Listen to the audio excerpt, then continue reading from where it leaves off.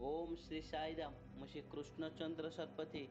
प्रिय दर्शक बंधु, मो चैनल को आपण मानक स्वागत जनाऊँगी।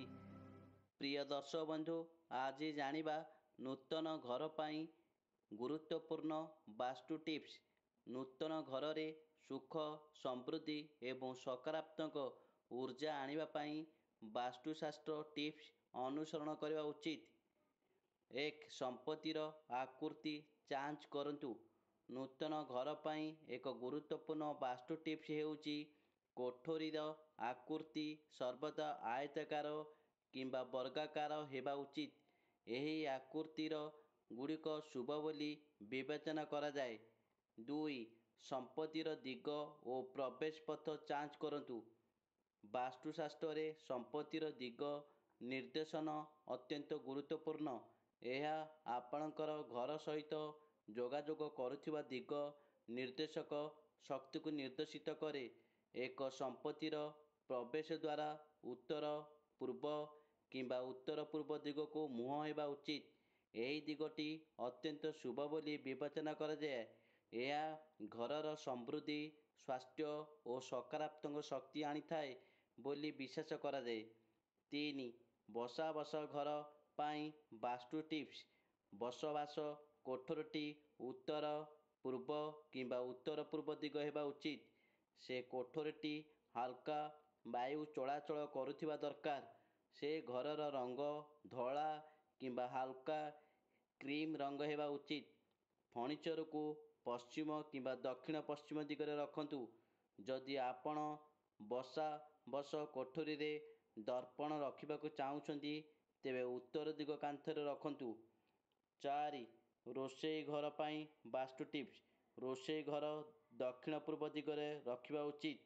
रोषेई कोठरी को लाल हलदिया और कमला रंग करबा उचित। चुली दक्षिण पूर्व दिगरे रखिबा उचित। मन रखंतु पानी और अग्नि दुईटी पृथक उपादान। तेणु गैस चुली और पानी टैप को केबे भी गोटिए प्लाटफॉर्म रे रखंतु नहीं। 5. बाथरूम पाई वास्तु टिप्स।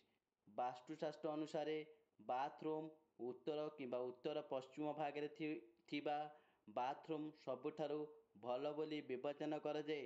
बाथरूम सीधा सड़क रोषेई घर किंबा प्रवेश द्वार आड़ को मुँह करने अनुचित। शौचालयटी उत्तर दक्षिण आड़ को मुँह करने उचित। यह उत्तर पूर्व किंबा उत्तर पश्चिम कोण रहिबा उचित नुहे। 6. भोजन कोठरी वास्तु टिप्स। आपणकर डाइनिंग टेबुल वर्गाकार किंबा आयताकार हेबा उचित।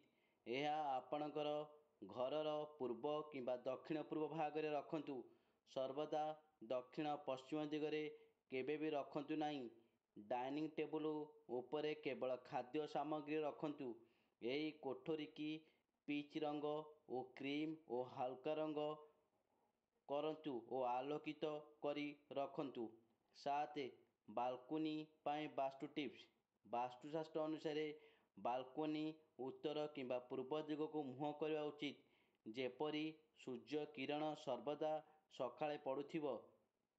यह कले स्वास्थ्य पाई बहुत लाभ होइथाए। बालकोनी उपरे मनी प्लांट किंबा तुलसी गछ रखिपारिबे। 8. शयन कक्ष पाई वास्तु टिप्स। वास्तुशास्त्र अनुसार शयन कक्ष दक्षिण पश्चिम दिग सर्वोत्तम। बेड उपरे शोइबा समय रे मुंड आपणकर दक्षिण किंबा पश्चिम दिग कले ता आराम रे निद को वृद्धि करे और शयन कक्ष को बादामी सबुज और हालुका रंग करबा उचित। कोठरी को जेपरी प्राकृतिक आलोक और वायु चलाचल करबा उचित। फर्निचर सबू दक्षिण पश्चिम और दक्षिण किंबा पश्चिम दिगरे रहिबा उचित। 9. पूजा और ठाकुर घर पाई वास्तु टिप्स। वास्तुशास्त्र अनुଯାयी जदि पूजा और ठाकुर घर तैयारी करा जाए तेबे घर को शांति, आध्यात्मिक शक्ति और आनंद सुख आसी थाए। घरर उत्तर पूर्व कोण हेउची पूजा कोठरी पाई सबुठारु शुभ स्थान। जदि सेई कोण उपलब्ध नुहे तेबे आपण उत्तर किंबा पूर्व कोण स्थिर करि परिबे। पूजा कोठरीर कांथ धला, हल्का हलदिया किंबा हल्का नील रंग ବ୍ୟବହାର କରିବା ଉଚିତ। ଜୟ ଜଗନ୍ନାଥ।